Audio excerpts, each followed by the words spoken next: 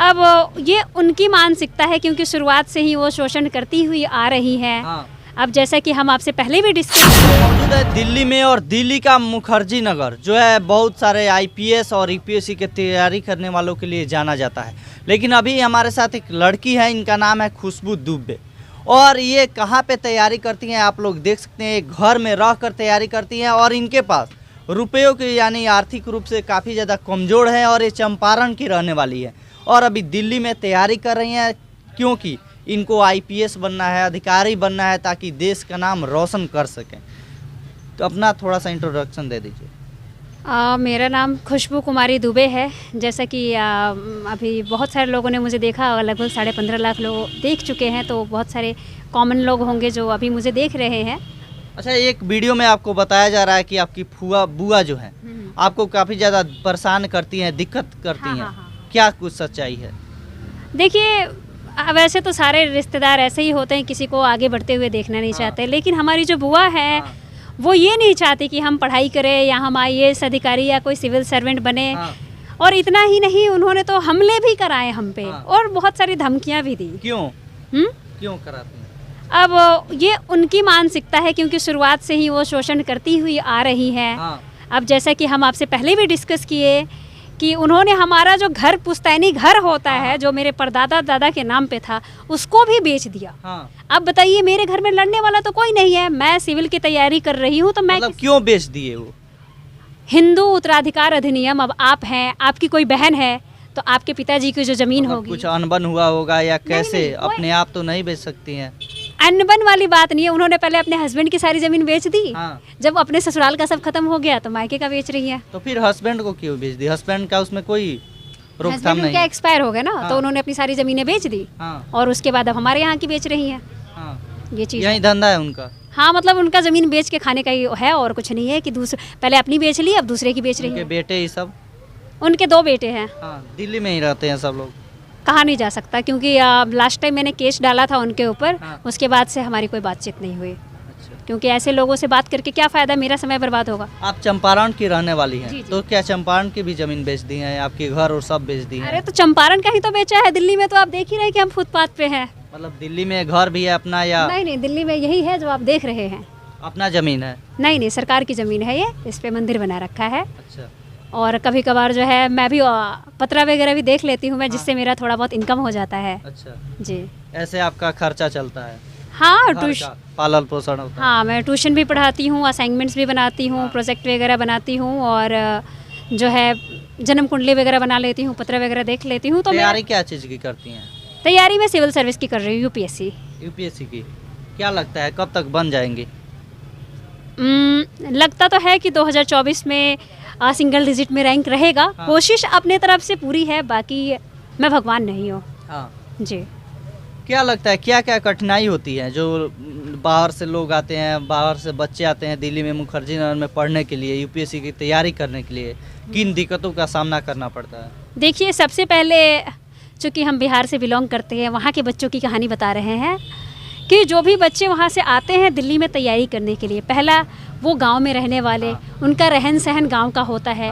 वो दिल्ली के इस माहौल में घुलने में जो है उनको कम से कम 6 महीने लग जाते हैं।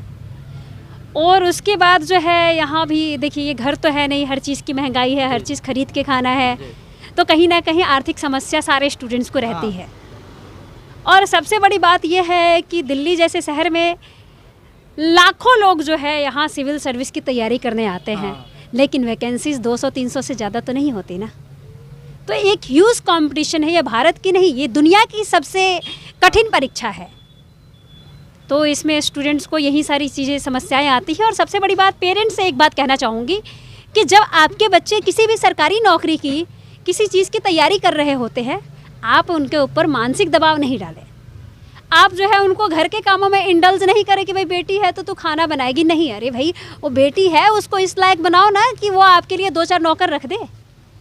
देखिए, आपको और दिखा दें, यहाँ पे ये नोट्स बनाई हुई हैं, देख सकते हैं आप लोग कितना गरीबी में इनका ज़िंदगी जो है कट रहा है, और इनकी आर्थिक स्थिति उतनी मजबूत नहीं है, उतनी अच्छी नहीं है। ये कोई सांसद विधायक की बेटी नहीं है कि इतनी अच्छी तैयारी करे और जाकर एसी वाले कमरे में रहे। देख सकते हैं ये छोटा सा रूम है और इसमें 2 बेड है, यहाँ पे बैठने के लिए है और यहाँ पे पढ़ने के लिए।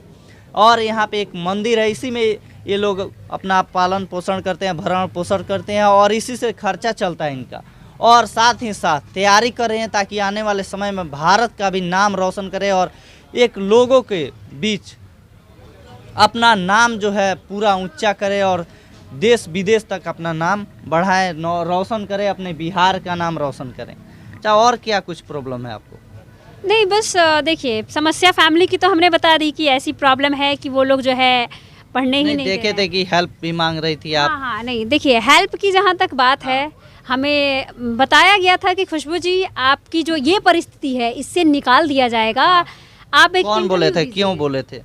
एक मतलब गाइड करते हैं, यूपीएससी मेंटर है, तो उनसे हमारी बातचीत हुई थी, तो उन्होंने बोला कि खुशबू आप एक इंटरव्यू दीजिए, क्राउड फंडिंग हो जाएगा। लेकिन वो वीडियो तो वायरल हुआ, उसमें मेरा कांटेक्ट नंबर नहीं डाला गया, उसमें कोई डिटेल नहीं डाला गया, तो इसलिए मुझे कोई सहयोग नहीं मिला। हाँ, मुझे मिताली बुक शॉप ने जो है कुछ किताबें दी। अच्छा, क्या सहयोग चाहती हैं लोगों से? देखिए, अब जैसा कि आप सभी जानते हैं अभी कि तो आप पढ़ाती भी हैं, ट्यूशन करा के भी पढ़ सकती हाँ, हैं। नहीं, अब इसके बारे में जवाब देते हैं। हम ट्यूशन करा के पढ़ सकते हैं, आपका ये सवाल बिल्कुल जायज़ है। लेकिन मैं जिस माहौल में रहती हूँ ना, मैं पढ़ाने जाती हूँ, हाँ। लोगों को जब तक ये पता नहीं होता कि मैं कहाँ रहती हूँ, मैं एक बहुत अच्छी टीचर रहती हूँ। लेकिन जिस दिन वो लोग मुझे इस झोपड़ी में देख लेते हैं, उस दिन से कहते हैं आपको आने की ज़रूरत नहीं है। ऐसे होता है दिल्ली हाँ, में? हाँ, बिल्कुल ऐसे होता है, क्योंकि मैं स्लम में रहती हूँ, तो कोई व्यक्ति ये नहीं चाहता कि मैं उसके बच्चे को पढ़ाऊँ। हाँ। जब तक उनको मेरा एड्रेस नहीं पता होता है, I am a good teacher, and when they get to know who I am, where I am living, then they told me that no need to come at my home. तो क्या उनको बोल नहीं सकती हैं कि क्या शिक्षक को झोपड़ी में नहीं रह सकते हैं, वो 5 मंजिल के बिल्डिंग में ही रहेंगे? देखिए, ऐसा कुछ होता है? कहने से तो कुछ नहीं होता है, वो तो अगले इंसान की मर्जी है कि वो मुझसे अपने बच्चे पढ़वाएगा या नहीं। ये तो हम किसी को फोर्स तो नहीं कर सकते ना। और इसके अलावा क्या कुछ करती हैं? मैं जन्म कुंडली वगैरह भी बना लेती हूँ, पंचांग वगैरह उससे भी तो देखती हूँ। कमाई हो जाती होगी। हाँ, होती है, लेकिन इस एरिया में 11 रुपये से ज़्यादा कोई देता नहीं है पतरा दिखाने का।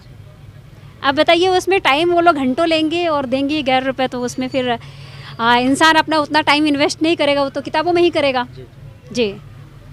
देखिए, बिहार की बेटी हैं और अभी दिल्ली में तैयारी कर रही हैं और आने वाले समय में लग रहा है कि नौकरी ले लेंगी या कुछ होता है, आपको अपडेट देते रहेंगे। तब तक बने रहिए और इस वीडियो को शेयर कीजिए।